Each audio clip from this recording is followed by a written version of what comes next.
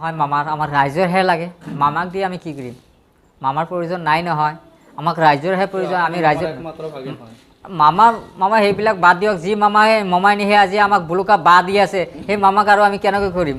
আজি ক'ব UCC আনি আছে, UCC আনিলে আমাক ক'ব চুগাৰ তহঁতে আমাকতো কৈ আছে দাড়ি কাটি দিয়া, বহুতবাৰ কৈ আছে। মইতো আজিলৈকে কটা নাই আৰু বাকী জীৱনত মই নাকাটো।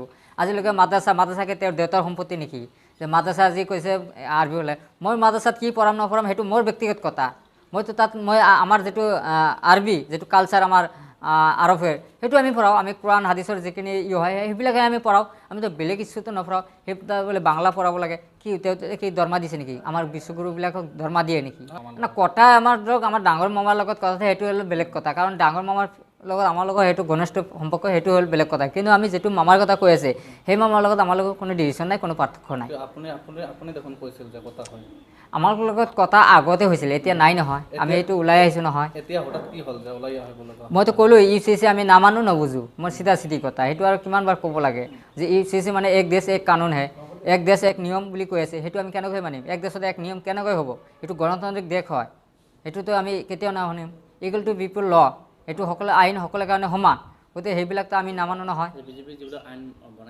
সেইটোতো ক'লোঁ যে ইকুৱেল টু পিপুল ল, বাট তেওঁলোকে মানে নট ফ'ল', কিন্তু BJP চৰকাৰে সেইখিনি নামানে।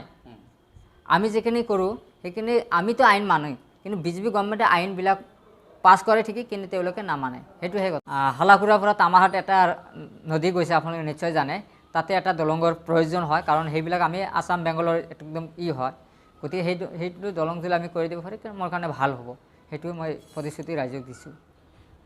15 বছৰ যে সাংসদগৰাকীয়ে ধুবুৰী যিটো মেচেজ কৰি আছে সেইটো নতুনকৈ আৰু আৰম্ভ কৰিব বিচাৰিছে, যদিও ব্যৰ্থ হৈছে। আপুনি সাংসদ হ'লে সেইটো নিশ্চয় হ'ব, সেইটো কাৰো বাধা নাই। মই সেইটো আগৰ পৰাই কৈ আছোঁ যে আজমল ডাঙৰীয়া সেইটো ব্যৰ্থ হৈছে, কিন্তু মই ব্যৰ্থ হোৱা নাই। কাৰণ আমাৰ মানুহে কি অলপ আজমল ডাঙৰীয়া পলবি টকা পইচাৰ কাৰণে চিঞৰি থাকে। গতিকে আমি সেইখিনি নহয়, আমাৰ উন্নয়নহে লাগে।